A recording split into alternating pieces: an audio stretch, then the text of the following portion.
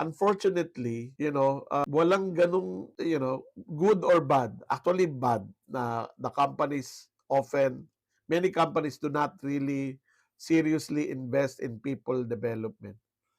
Pero kapagka nandoon ka sa ganung kumpanya at wala ka namang balak umalis, how do you develop yourself?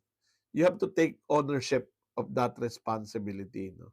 So maghanap ka. Sa panahon ngayon, madali na eh. Hindi na kagaya nung araw, bibili ka ng mamahaling libro, attend ka ng mga mamahaling seminar para matuto ka. Ngayon, you just have to be resourceful and you will learn. No? So maganda na maganda kung merong investment yung kumpanya sa yung development, but you should be the number one investor of your personal development. I hope that makes sense. No? Yung susunod nating tanong is, ano yung iyong mindset towards personal growth? Ayan.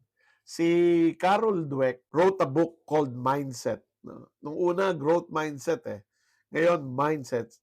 According to the book, there are two kinds, no? Yung growth mindset at yung fixed mindset. At pag tinignan mo, ano ang difference doon sa growth mindset at fixed mindset? There's a difference of belief and focus, no? So yung mga taong may growth mga taong may growth mindset they believe that they can still grow. Okay? They can learn, they can grow. Yung mga taong may fixed mindset ay naniniwala na yung talent is something that's inborn, inherent in a person. Kung malakas, kung magaling ka, magaling ka. Pag mahina ka, mahina ka. So skills are fixed, no? So hindi ka pwedeng humusay.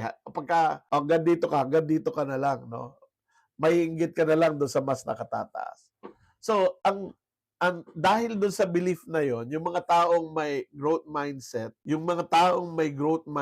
because they believe that they can still learn and grow, are focused on learning. They're curious, they want to improve. Yan yung ano nila, no? Yan yung kanilang focus. Yung mga taong may fixed mindset, nakapokus sila doon sa kaya, hindi kaya, performance, no? Kaya ko ba? Hindi kaya. Oo. Yung mga bagay na kaya kong gawin, I'll be more than willing to do it. Pero yung mga bagay na hindi ko kayang gawin, iiwasan ko yung mapahiya, no? I don't want to look bad, ika nga. So, looking smart. So, anong result? Ang result ay nandun sa behavior.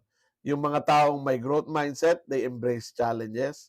Yung mga taong may fixed mindset, they avoid challenges. Yung mga taong may growth mindset, they keep on trying. They can fail several times. They don't give up, di ba? They don't give up. Yung pelikula, or TV series na Stranger Things, napanood ko yung isang documentary kung gaano karaming kumpanya ang nag-reject dun sa movie na yun, yung Stranger Things. Ganon din yung kwento ng Harry Potter. In fact, ganon din ang kwento ni Michael Jordan. He was rejected first. But they keep on trying and they don't give up. Ang mga taong may fixed mindset, madaling sumuko. Kasi hindi ko kaya. Ganun, Marami akong mga na-encounter because it's in my nature to mentor, no? To mentor people or coach people. Merong mga tao, nakikitaan ko ng potential, pero they're too afraid to explore their potential. So they give up easily. Yung mga taong may growth mindset ay hindi takot sa feedback. They appreciate feedback. They even actively seek it. No? Sila talaga nanghihingi ng feedback. Yung mga taong fixed ang mindset, takot sa feedback, and they get defensive. No?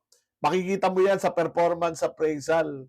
Yung taong may growth mindset ay na-appreciate yung feedback ng kanya supervisor or manager. No? At yung mga taong may fixed mindset, pag sinabihan mo ng feedback, galit, di ba? So, anong result? People with high growth mindset are able to grow while people with fixed mindset, they stagnate. Okay? So, wala naman taong fixed mindset sa lahat ng bagay or may growth mindset sa lahat ng bagay. Ako, personally, there are areas in my life that I believe I have growth mindset. Okay? Especially in my field, no? Sa learning and development, sa organizational development. I continue to be curious about that. I continue to be curious about how I do the work that I do. I'm curious about communication, how to effectively communicate with others. Yun yung may growth mindset ako. Atin-atin na lang po ito. May fixed mindset po ako pagdating sa math. No, mula elementary, high school, college ay nakakatakot ang aking ano, nakakatakot ang aking grade. Puro palakol, no, pagdating sa math. So anong ginagawa ko? I surround myself with people who are good at math. No, I let them take care of the math. So so importante 'yon, ano? So we should ask ourselves ito, no? Anong parte ng so ask yourself this question. Anong parte ng buhay mo ang you continue to learn and grow? Okay? Meron po ba? Can you, like, now, I want you to think about it. Anong parte ng knowledge or skills ko ang patuloy na umuunlad, naggo-grow? Okay?